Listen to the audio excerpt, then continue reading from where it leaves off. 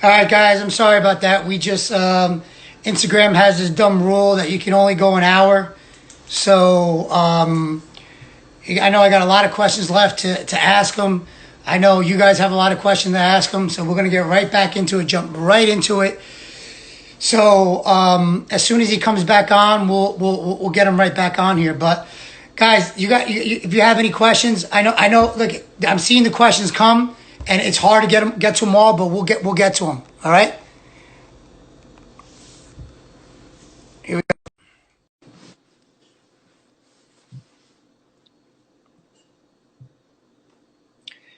Going right now. All right, man. Yeah, Instagram has this, dumb rule. It's only an hour. I mean, usually when you start rolling with questions, just you forget what time it is. No, I get it for sure. So, but thank you for coming back on again. I'm going to talk about your training real quick.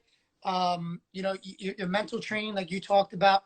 But let's talk about your physical training. What's like the day in the life of Yianni Diakomihalis, like in a normal college wrestling day? What do you do from the morning till nighttime?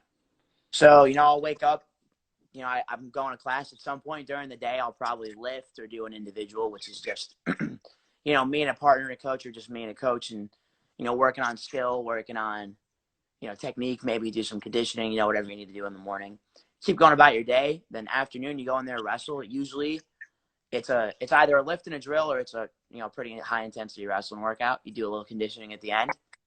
And, again, afterwards, you're sitting, I'm going to grab Mike, someone else might grab Gabe or Kyle or Coach Cole. And you're sitting and you're kind of talking about, being reflective, what you need to work on. So I might talk to Mike and be like, hey, in this go, I was trying to do this and it didn't work, or I should have done this. What do you think? And you kind of bounce those ideas back and forth for a little bit, do a little bit extra, keep doing some drilling after, keep sharpening your technique, and, go home, go to bed, repeat. But I feel like the big things for me are, that morning individual where, you kind of, here's how the system goes in a regular day. So you might go to practice, right? You go to practice, you wrestle, you go live, or you just spar hard, whatever you're doing. You sit again, you talk to your coach, you reflect, what do you think of this? What do you think of this? I think I need to work on this. What do you think of that? Morning individual, you work on it. Come back into practice, you try it. Okay, that worked. Find new things, and that's kind of the cycle that I follow. And then you mix in your lifts and your sprint workouts and your conditioning and stuff. So, what do you think the best thing for wrestlers, any young wrestlers that are in here right now? What's the best thing for them as far as cardio? Like, what would you think the best thing for wrestling to do? We did a lot of sprints. I think going on runs is great, but sometimes when you're a kid, it's not always great for you. But we honestly did a lot of wrestling conditioning. So we might have done 15 double leg lifts, 15 single legs as hard as you can, and 15 go behinds as hard as you can. And that might be an example of a conditioning. Or we especially when I was a kid, we wrestled ourselves in shape. So we would just do a lot of live wrestling. We do a ton of live, and then like maybe it'd be 30 burpees as fast as you could, a minute rest, 30 burpees again. So we did a lot of hard wrestling to wear you down, and then when you're tired, a short 5 or 10 minute really, really high intensity conditioning workout. Because again, wrestling is not aerobic. It's not a football game where you're running around for an hour. It's not a soccer game. It's 7 minutes of a really high intensity sprint. You have to pretty much empty the tank out, go as hard as you possibly can for 7 minutes. So we tried to replicate that as much as possible with these really short burst, high intensity kind of conditioning tests.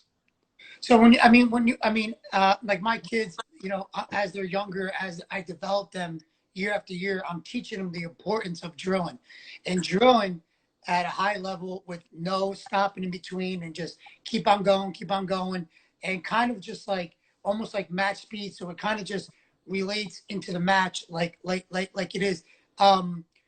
When did you start picking up your drilling? At what age were you probably saying that you were drilling, you were getting better?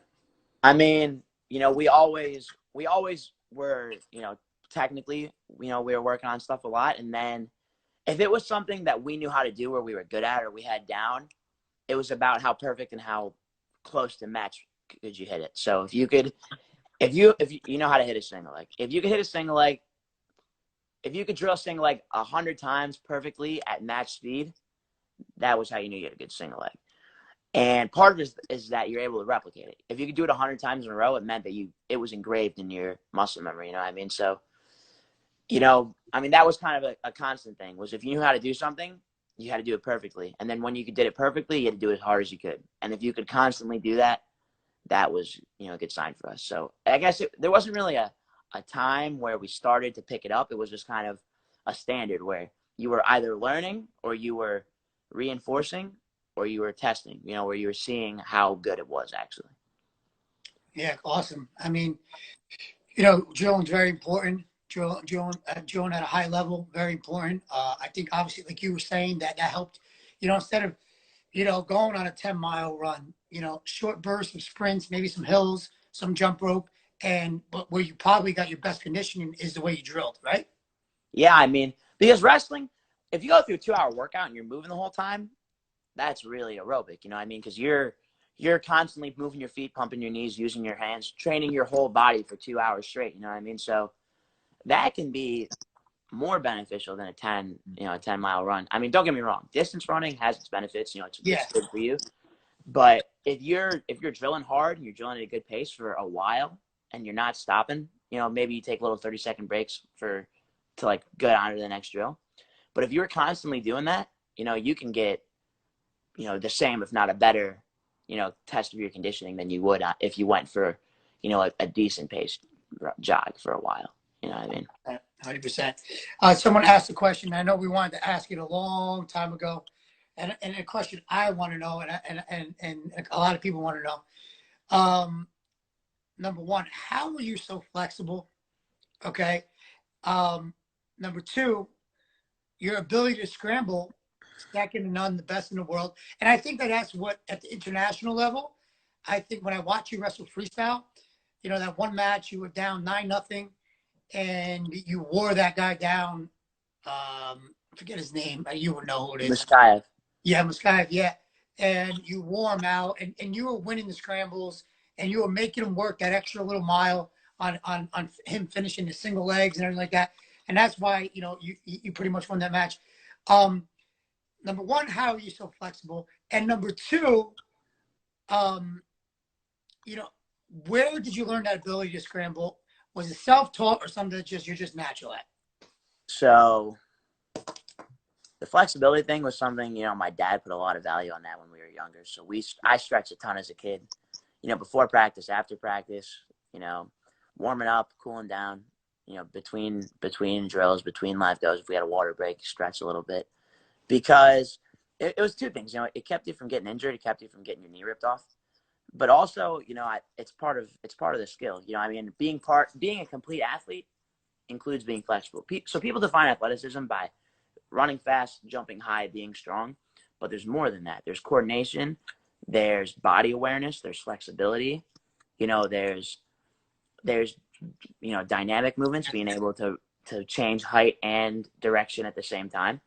And, those are wrestling movements, that, someone who's maybe is a great football athlete, they might not be flexible or super coordinated or super, I don't know how to describe that dynamic level changing motion. That might not be what they have.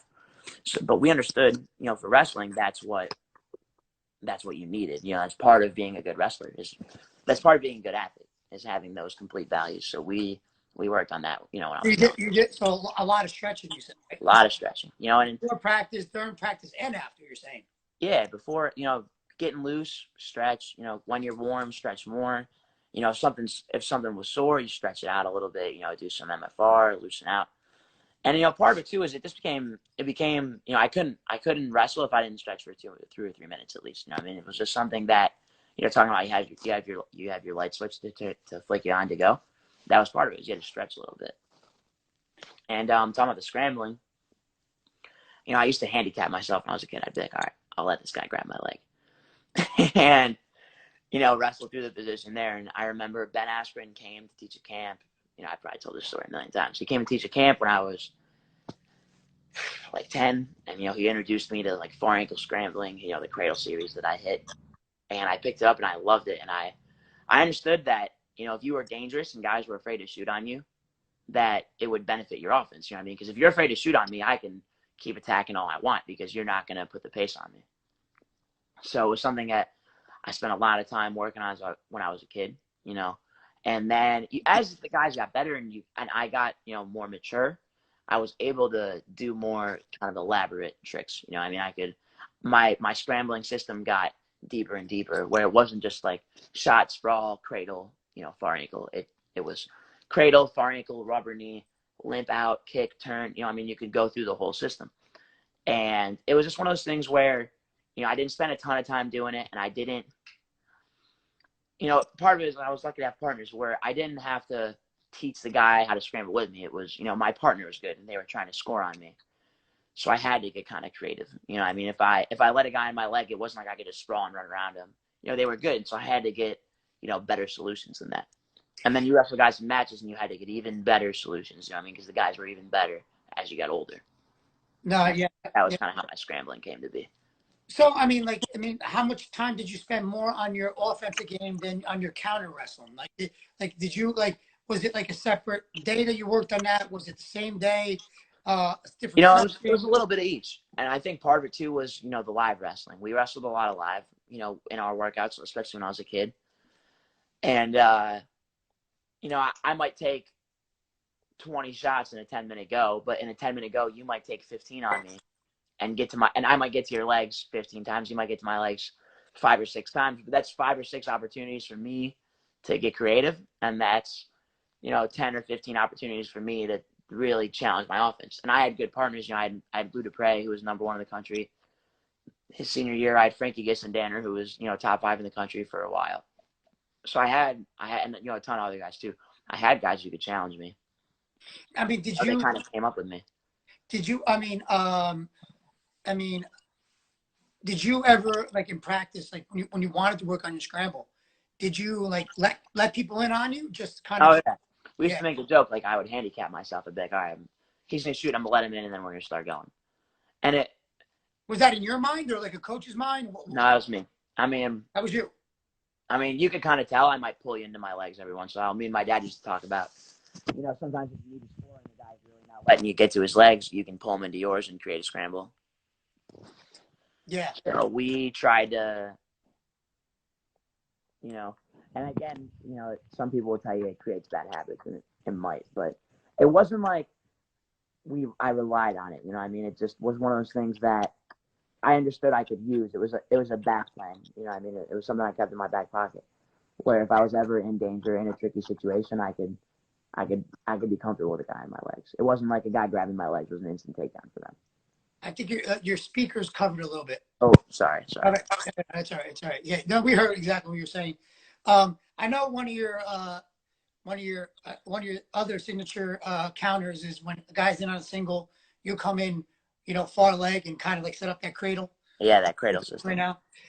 When did you pick that up? Was that from Askren? From Askren when I was a little kid. I mean, he showed me, you know, again, he's teaching 10-year-olds, so he wasn't getting super elaborate with it. He showed me, you know, the most basic version of it. But then I got good at that, and I was like, there's definitely more to it than just, you know, reach and grab his leg and cradle him. So I started watching, you know, talking about watching film, watching, you know, Europeans, watching just guys who are good at it. You know, around the time I was learning, it was when David Taylor was really popularized it. He was really good at it, yeah. So, you know, I could watch him, I could watch Askren, I could watch, you know, a lot of the Europeans wrestle, talking about exposing a guy from there. So I had kind of guys who I could watch. You know, pretty much one thing I've learned about wrestling is everyone has done it before.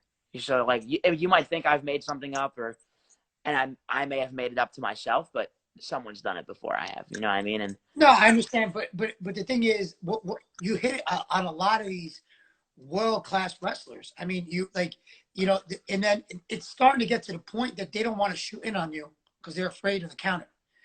That, you know, so you know, you could say that, you know, that you're not the first, but you are very close to being the one that you're perfecting this very much. Yeah, I mean, I'm working on it. You know what I mean? And that is part of it. You know, so kind of my game plan for my wrestling was always that you could do everything right, and then I would beat you. So we always talk about what happens when the guy shoots a really good single leg or a really good high crotch. You know what I mean? And that's, I think, why some of my scrambling stuff is really good, is because, you know, I don't prepare for I prepare for best case also. I expect to just, you know, have the best thing happen, but I prepared for the worst case also. So, you know, I have an answer for when you're just in on a double leg on me, or in on a high crotch, in on a single really deep. I have answers for that. And I think that's why, you know, my scrambling, I think I do well with it, is because, you know, I have answers from situations where normally it might be a guaranteed takedown for that guy. I have at least something. It might not work, but it could work. You know, I mean, it does work sometimes. I think you got a nice quote now. Someone's going to quote you on this now. You may be a meme one day. You can do Say, everything right, and I'll still be. you get everything right, and I'll still be you. Uh, It's kind of like Gable says, what is it? I shoot, I you score, should, I yeah. score. You know, so we may have a new quote. You know, that could be Yianni's quote there. You can do everything right, and I'll still beat you. I like that. I like that a lot. I'm gonna use that one actually. Nice. I'm gonna say this from you, but I'm gonna tell my guys though. You know, I mean, this is on your interview, so it's kind of like it's yours. it's all good. It's all good. All right, yeah. Let's real quick. I want to talk about like being in a room with like Kyle Dake. Okay, he is you know, 4-time national champ. You know, world champion. He is one of the best in the world right now.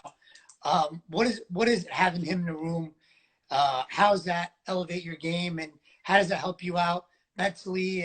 And my second part to that question is, he won 4 NCAA titles in 4 different weight classes. I mean, I know you can't do that because I don't think you'd be going those many different weight classes, but you want to emulate what he did, right? Yeah. So I mean, Kyle's great to have in the room because I've never met someone who's as committed to their wrestling as Kyle is. You know, the dude's whole life, and you couldn't argue with me. No one micromanages their life as much as he does. You know what I mean? And people tell you it's crazy, but no one was great without being crazy. You know what I mean? He's really invested, and he's willing to go. He'll never leave a stone unturned. You know what I mean? He's considered every possibility and gone to what he thinks is best for him, which might not be best for everyone, but it's what's best for him. And he knows, you know, he knows what he needs. You know what I mean? And there's nothing he wouldn't be willing to do. You know, if he thought there was a 2% chance it would make him better, he'd be willing to try it. You know what I mean? So he's great to have in the room because it's a constant reminder that I could be doing more. You know what I mean? I'm not doing as much as Kyle. Even if, you know, and people say, oh, well, you wrestle more, or like I might be in the room more, but, you know, his diet, his training, his sleep, his lifestyle is so centered around being great at wrestling. It's you know, it's inspiring. It's you know, he cares a lot, and it's something that you want to replicate. You know what I mean? Because, you know, it's like he's this great, and this is what he does. So if I want to be great, I have to at least do some of it. You know what I mean? Nice. That's a great guy to have in the room. I mean, and when you guys do goes with each other, how's that go? Yeah, he kicks my head in. I think I've taken him down like 4 times ever. You know, Oh man, that's hard to say, man. He's so Oh, good. He's so yeah. strong. All the people who are like, "Oh, could Yianni beat Kyle?" Like, no, I can't. he's so strong, and he's so good. Yeah, To be honest, he's like an upgraded version of me, where it's like he does all the same stuff that I do, but like a little bit better, and he's bigger, so it's just not a great combo for me. I mean, you know, he's good. He challenges me, he pushes me, and I mean, I'm saying he kicks my head in, but you know, I do challenge him. You know, I help him, he helps me, and you know, when we wrestle live, I'm not gonna say that I beat him, or it's, you know, but I think, you know, we are wrestling hard, we are competing hard. You know. Nice, Bo. Nice. Now, are you? I know Mike has his sons. Are you like are you close with them? Declan, yeah, he's the man. Yeah. So Mike has a son. He turns 2 in July, and you know, he's my little buddy. You know, he's kind of like the team baby. He's always at the Friedman. You know, his wife Kylie's always bringing him in. You know, everyone gets to know him. Everyone gets to hang out with him. You know, he's comfortable with our guys. You know, he's got a really big personality. He's a cute little dude. So, you know, I mean, and I'm close with their family. So, you know, I've been lucky enough to just kind of watch him grow up, and you know, maybe I'll continue to be able to. That's awesome. That's awesome. He's gonna look up to you as Uncle Yianni. That's probably Yeah, Uncle Yianni. You're definitely Uncle Yianni to him, man. That's awesome. So I'll finish off with you, and then we'll take some questions. So you got 2 more years, okay? 2 more national titles to win. How do you? I don't want to jump ahead, but if we could fast forward uh, in 2 years and you win 2 NCAA titles, what would you want people to remember as your legacy? I mean, I just kind of want to be. I've never really thought about it like that. I just, I try to be, a good guy. I try to be, you know, the guy who likes wrestling. I try to stay out of it. I try not to get too caught up in the accolades. It's hard sometimes, because you do hold yourself to a high standard. You want, certain achievements, but I just try to, be the guy who, wants to be great, and it's an internal thing. You know what I mean? So I don't know. I don't know how to put that into words, but intrinsically motivated, and just kind of hold myself to that higher standard.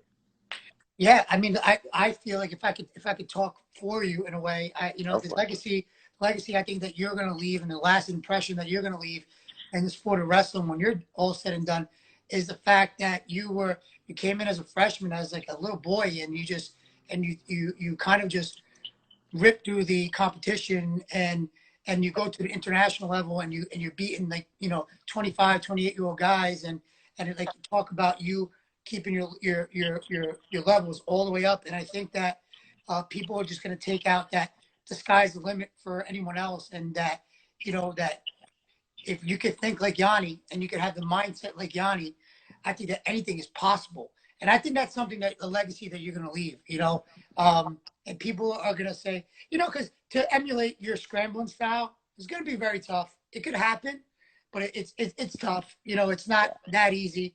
But I think that the legacy that you'll leave is the fact that you leave it all on the line. You don't care who you wrestle. You'll enter any tournament. You talked about not taking trophies home, and you talked about just always setting yourself a high standard. And I think that's the long legacy that I think that you're going to leave. And I think a lot of kids are going to try to emulate that for sure. Yeah, thank you. Thank you. Uh, um, so I wish you all the best of luck in the next 2 years. And I'm going to keep following you. I'm going to eventually get a podcast. I'd love to get you back on. And why don't we take a couple questions? All right, that's Yeah, okay. for sure. All right, cool. Wait, I got a question for you. Are you going to stay 41 your next 2 years? We'll see. We'll see. It's Want kind to of a talk about? secret. It's up in the air right now. Maybe 41, maybe 49. Kind of see what's best for the team, and what's best for my schedule. So right now it's up in the air. I got a kid in mind. He's a freshman, state champ from St. Joe's. He's a high schooler. He just won high school states this year at heavyweight. His name's Jimmy Mullins. He's first ever freshman to win a state championship. I think he's gonna be a 4-timer. He's a Kearney kid. I'm from Kearney. Jacob's from Kearney. That's how we all know each other. That's how everything is going. He asked me to say to you that he wants you to follow him on Instagram. All right. So he said he's a big fan. So I will make sure that I'll text you his info. So if you want to follow him. My brother's asking. He goes, "Here's a question: your little brother versus you in the next 2 years in college. What would be the score?" We'll see. He's got a really big upside. So, we'll see. Because, on paper, my trajectory, I think I made a pretty big upward jump. So, we'll see. We'll see what he does. I think he's going to be really good. So, yeah, I don't know. Is he your best friend? One of your best friends? Yeah, I'm close to him. We actually got closer when I left. I went away to school. Really? We actually got a lot closer. Yeah. I think, sometimes when you live in the house with your brothers, you can get sick of each other. Yeah, you missed and you go away, and you kind of realize how much you miss each other, Yeah, that's awesome, man. And now you guys are going to be in college together, so hopefully you guys don't hate each other again. No way. No, now it's too late. I know your dad. I know you're very close to your dad too. Yeah, he's been my he's definitely your rock, and your mom. Yeah, he's been my coach, my whole life. My parents, they're so invested. They pretty much started out as regular people. Neither of them. My dad wrestled in college, but when he stopped wrestling, he stepped away, and pretty much they became wrestling parents because of me and my brothers. So, I can't thank them enough. Yeah. Do you remember Dan Kelly? Yeah, I actually met him at the same event I met Jason Bross at. The pinned down autism. Yep. Yeah. He's a good friend of mine. I think he might be on here too. I know your brother wrestled in his event last year. He got banged up with his knee. Yeah, I heard Terrible, man. Terrible. My heart was broken, man. That he got hurt. You know, how's he feeling now? Is he good? Yeah, he's good. You know, it's all behind him now. So he's about a year out of it. You know, a little more than a year out of surgery. So he's you know, you know, it's all healthy now. It's all behind him. Nice. You know what weight he'll be going to college? He'll be a 25-pounder. He's small, so they're working on getting him bigger. So he'll stay at 25 for a while. Nice. Let me see. I don't know if you see any questions too. If you want to answer any. Does your little sister wrestle? I don't have a sister. They're making fun of Greg still. Oh man, that's messed up. Hope that's guys from Long Beach or wherever you live. Dude, these Long Beach guys. They didn't stop. They don't stop. They just talk. Josh Saunders. I know he's coming up next year. How's that? How's he gonna be? I think he'll be really good. You know, he'll be in the same situation. You know, he's got good potential. He spent a year at the Olympic Training Center this year training with I think it's called the Elite Athlete Program. And, you know, I think, you know, he's going to have a lot of great guys around him, you know, really good partners and good mentors. So I think he'll be good. Jake, I see you, Jake. It's just so many comments. I'm sorry, man. That Jake Brinley? Yes. That dude's my roommate. He's a clown. Don't worry about it. Him and Foca going back and forth. And then some guy, Matt. They just keep going at it. I don't even know who this guy, Matt, is. Don't know the Matt guy. Yeah, he's just going back and forth with him. What at-home workouts do you recommend for wrestlers who don't have mats? That's a good question. Yeah, I mean, you know, try and get out and run. I know I just said that I don't run a ton, but, you know, it is a good workout if you can get some sprints. You know, you just literally need a straight path that you can run on. You know,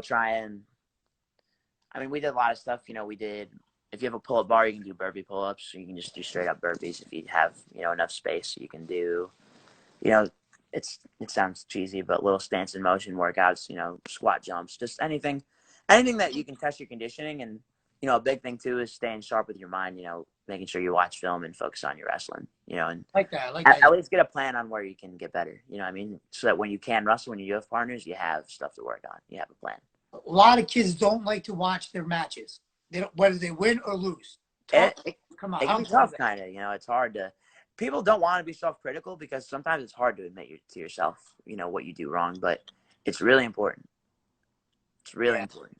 Yeah, I think so. All right. So your roommate asked, "What is the most difficult wrestling match you have wrestled in college or at trials?" Most difficult. That Musakayev match is a tough one. He was really good, really explosive, really fast. You know, that was a tough one.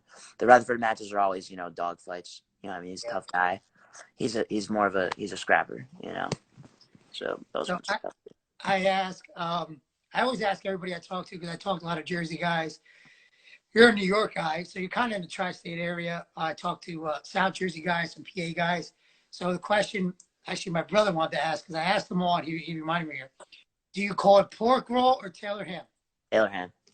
You say Taylor ham? I say Taylor ham. Nice. Oh, yeah. Yeah, there you go. There's another Taylor ham for you guys. You gotta say Taylor ham. Yes. I could never ask for a pork roll and cheese. I never. It just doesn't sound right. It don't sound right? I feel like every time I've been to Jersey, or at least all the people I know, they all say Taylor ham. Yeah, it's only you say like Taylor ham, salt, pepper, ketchup. Exactly. But see, I live in North Jersey. I'm like 10 minutes out of New York City, and but I was talking to Frankie Edgar. I was talking to head coach of Rutgers. I was talking to Chris Ayers, Princeton, and I had just interviews with them last week, and they all said pork roll. And I needed another Taylor ham, man. Thank you. Gotta be Taylor ham. Awesome. Let me see who else. Who's goofier, Furman or Russo? Foca. Foca, come on, dude. He's asking about guys on our team now. Waffles are better than pancakes. That's Nick. Yianni, my cough is getting worse, but don't worry, I'll be there for the workout. Another kid who's just being goofy. Wait, does he got the corona? This guy, you got to be careful. No, he's he wrestled the Greco here for a little bit. He's just being goofy. Thank you. I told you well. There you go. Everyone's happy. Everybody's happy. You said Taylor ham for the win. Nice. Michigan guys don't even know what that is. Taylor ham. It's like thick cut breakfast ham. Yeah, it's breakfast ham, but we call it Taylor ham.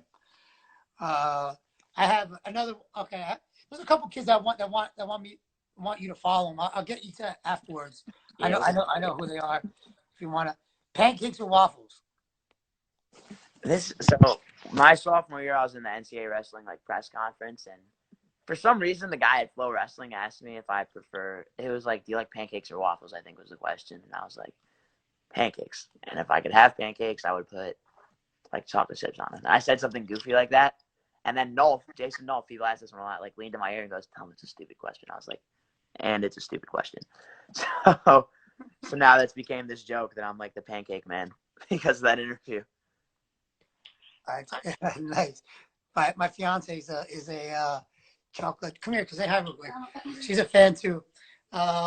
She's a chocolate chip pancakes fan too. Perfect. Like for the win. She's Ohio, so she calls it pork roll. Well, now in Jersey, she calls it Taylor ham.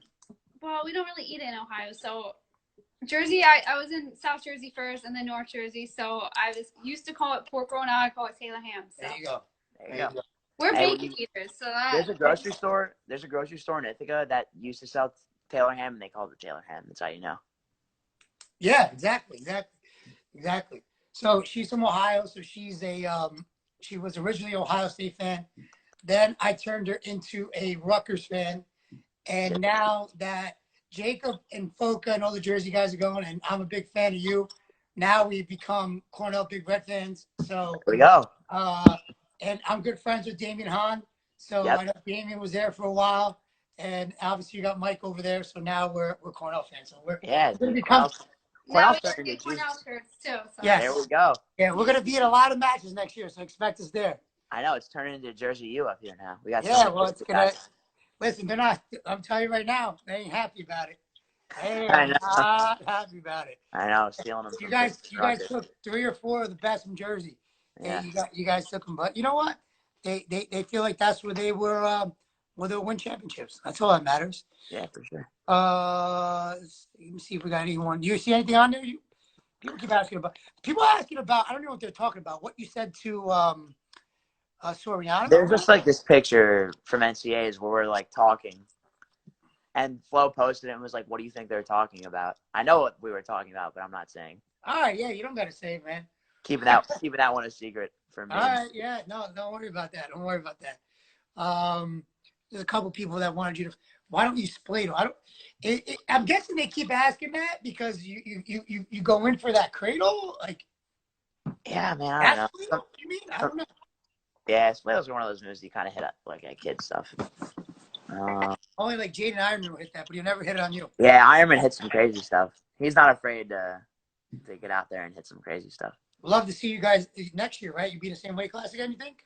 Yeah, I mean, we'll see. You know, I'm not sure if he's going to go up or not. You know, I think we're both kind of thinking about it. So, you know, we could not. You know, we haven't actually talked to each other about it, so it's going to be kind of a dice roll. See what happens. Nice. Blue cheese or ranch on your wings? I just go straight buffalo sauce on those guys. Oh, nice. We got Jacob Cardenas' uncle. He says, "Is Jacob Cardenas a model citizen? A model citizen at Cornell?" Yeah, I love that dude. He's gonna get really good next year. He's gonna be really good. He's only 18. I know, he's young. He doesn't look it. I remember he came up for his recruiting trip. He told me he was like 16 or something. I was like, oh my god. Like, you look like you could be my dad, dude. You're 16. He's a big boy, and I don't think he's stopped growing too. I think he's gonna keep getting bigger, man. I know he was at 97. He's big. He's a big guy. Yeah, I know he's got his work cut out for him. You know, to enter the lineup next year, but he's game. He's game. Yeah, he's gonna be good. He's gonna get better every year, and yeah, him and Darmstadt are both really good. It's like unfortunate, but it's a good problem to have. You know, two All-American caliber guys in the same way. Very much so. What's your favorite wrestling shoes? So I got these Asics that I wear a lot in matches. They're called like the EXEO or TWR. I don't know. I've seen a lot of different names for them, but you know, they're those Russian shoes. You know, you see a lot of Russian and Japanese guys wear them, and you know, they're really comfortable. They're really lightweight. You know, they're not really great for training, but I love them. They're sick. Nice. I just call them my Asics because like I don't know. They got a weird name. Well, who are your sponsors right now? Who do you? So my freshman year, we were Asics, and that was when I started wearing the shoes. And Well, I'm then talking about for you personally. Do you work for like any company? Like no, so college you can't do it. You got to wait till you you? graduate. Till you Oh, graduate. gotcha. So we were Asics my freshman year, and that was when I got them. And then I still wear those anytime I compete internationally. And then we were Adidas last year. Now this year, we're gonna be Nike head to toe. So last year we were Adidas and Under Armour. This year will be Nike. Nice. PJ Casal, he's a good state champ this year, sophomore. Wrestles at Del Barton. He's on right now. Del Barton, the Green Wave. Yes, he's a sophomore state champ this year at 220. PJ, we'd like to see you at Cornell Big Red. I know you're looking at Princeton. They got a nice little tunnel from Del Barton to. I know they keep funneling those guys over there. I don't understand how Mike doesn't have that tunnel going his way too. Oh, What's up with that? He's working on it. He gets on him pretty hard. I know he's always messing with Coach Stoll about it. So yeah, man, that should be something he should definitely be doing. He's been working on it. Were you there when Damian Hahn was there coaching? So Damian's last year at Cornell was my freshman year, but I mean I had gotten to know Damian just from getting recruited and going up wrestling with the RTC. So we had a good relationship before he left. Yeah, he's a great guy. Awesome. One of the best ever to come out of Jersey. Yeah, really, really good. South Dakota State. I think he's at now. Is that where he's at? Yeah, head coach, and he did a really good job with them this year. They had a pretty good team. 100%. All right, we're gonna take like 5 more questions, guys, and we'll let Yianni go. If anybody got I need some good questions. Let's go. Let's ask them. Yianni, until they ask any more questions, you got anything you want to talk say or any advice? Yeah, I know. Just talking about for younger guys, in this quarantine situation, just it's easy to kind of fall into being lazy, and just try and fight that, and do something every day to challenge yourself. I like that. How difficult was the aftermath of the last state match from an emotional standpoint? How did you deal with that? I'd be lying if I said that I took that one easily. I was not happy about that, and I had dealing with some health stuff that I had to take care of first, and it was really disappointing. I was disappointed in myself, and disappointed in just kind of the situation that I was in. But it's just something you got to deal with internally. That's kind of a good lesson for kids. Is you take losses and you want to blame other people, and you want to inherently you want to say it wasn't your fault, but in the end you're the only one out there. You know what I mean? And you get hurt, you get sick. You have things that happen, and you got to deal with it because there's no asterisks. There's no this guy over this guy, but he was sick. But he was hurt. It's just it's what it is. So kind of a good lesson for kids is things don't go your way, but in the end you just got to take accountability and move forward. I like that. That was very good. I think the same kid asked the same question. Mentality right before a match, when you're on deck, and when you're about to go up. I try to clear my thoughts, and it's a lot of positive thinking, but it's mostly just emptying out my head and letting the adrenaline take over, kind of letting instinct take over. I think that's why it's important to drill and work on your skills so much. It's because you don't want to have to think when you're out there. You are thinking, you're aware, you're absorbing information, but you shouldn't have to be like, oh, what should I do? It should be a constant flow, of instinct, where I guess clearing my head out is the best way I can say it. You should go out there empty-headed, completely relaxed. Do you get nervous before your matches? A little bit. Everyone gets a little nervous, but and how do you I try to just kind of turn that into adrenaline. How do you get rid of it? Just a good warm-up?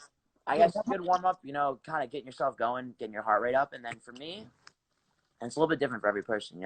Some people react differently to this than other people will. But for me, I like to, I just think about, I've done so much. I've put so much time in. I've been living the right way, eating the right way, training the right way, that, I deserve to win. So that's kind of how I think about it, is that, if I've done everything, in my power to be great and to put my best version of myself out there, then, you can't be upset with the result. You just got to take it, and wrestle as hard as you can. Go out there, try to kill the guy, but, you put out the best version. So whatever happens, happens. Awesome. Awesome. Does they keep asking if you want to do MMA? No, I will not be doing MMA. All right, good. People throw that out there, you know.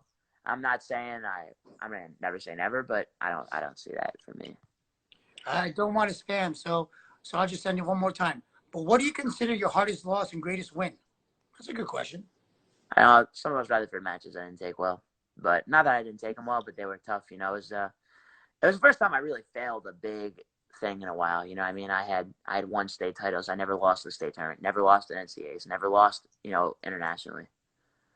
And, you know, that was the first one that I didn't lose at the Open. You know, that was the first one in a while that I lost that really meant something to me. You know what I mean? So that was tough. And, you know, biggest win, you know, I mean, obviously like Musakaev and Bajrang were, you know, some of the best guys I wrestled. You know, the U.S. Open run was great. You know, NCAA finals. Just I wrestled a lot of really good guys. So, you know, it's hard to say what your best win was, you know. Nice, Ben. Nice. My mom is totally in love with you. She's your biggest. Nice. That's funny, actually. So, all right. Guys, listen, I know a lot of you guys, you know, looking to get follows and stuff like that. I mean, if you guys want, you can maybe just inbox me at CordobaTrained Wrestling and just shoot me some Instagram names, and then maybe I'll shoot them over to Yianni. You know, he'll do his best. I know he's got a lot of followers. And hopefully we could get you back on again. I'd like to eventually start a podcast, and definitely like to get you by the club in New Jersey to my club and get you in on maybe a clinic or so. Wait, are you gonna ever make your own shoe? I read one out there. I'm not gonna say what it says. Yeah, I feel like I'm reading the same one that you. Yeah, I think you are reading the same one. That's funny though. And yeah, guys, just inbox me again, CordobaTrained Wrestling, and shoot me some screen names, and I'll try to get them over to Yianni. It was a pleasure, man. I really enjoyed it. And I just wanted to pick your brain and kind of, you know, when I talked to you, we talked a long time at the gala, and you were blowing my mind with the things you were saying. And going into today's interview, I'm like, damn, if I can talk to him again, you know, other than at a gala where it was really loud and stuff, I go, I really want to pick this kid's brain again, and kind of wanted to know why you did this to Coach Gray. And I knew that meant mindset. And I wanted to pick your brain so my kids could hear you and everybody else could hear you, and kind of just see what goes through Yianni Diakomihalis' mind. Thank you again for being on. We wish you nothing but the best. I think it was a blessing that this happened this year, but next year I think will be your year. Hopefully you can win an Olympic title for us one year, and be a 4-time NCAA champ. Is there anything you want to just end it with? No, yeah. I mean, thank you for having me on. You know, you know, hopefully those things happen, and you know, I'm gonna do everything I can to make it happen. And you know, again, thanks for having me on, guys. Thanks for, you know, saying some funny questions, you know, and some good ones too, obviously, you know. So thank you. Cool. And then what's your do you have your Twitter and Instagram so they can follow you? My Instagram and my Twitter is both Yianni Diako_LGR. So it's just my first name, first 5 letters of my last name _LGR. So if you guys want to follow me, you know, you check it out. So I'm there. And it was tough for me to keep writing your name in. I kept messing it, how to spell it. So I would just put. It's a handful, yeah. I was gonna put just Yianni D, and then I was like, you know what? My fiance is like, she does all the like the posters. She's like, no, it doesn't look good. Let's do the whole name. And I said, all right, I gotta go on Google. You gotta put it in like tiny font. How to spell this shit. I don't want to mess it up, man. Yeah, you gotta put it in font like this big so that it fits exactly, in the face. exactly, man. All right, man. Well, it's awesome. Guys, also real quick. Well, I'm gonna want tonight by tomorrow. I'll have it on my YouTube on Dave Cordoba. You guys can go on and see the full interview with me and Yianni. If that's okay with you, that we could have it on there. Yeah, it's fine. If you guys missed the whole beginning and end, he has a lot of good insight, and you guys can rewatch the whole thing.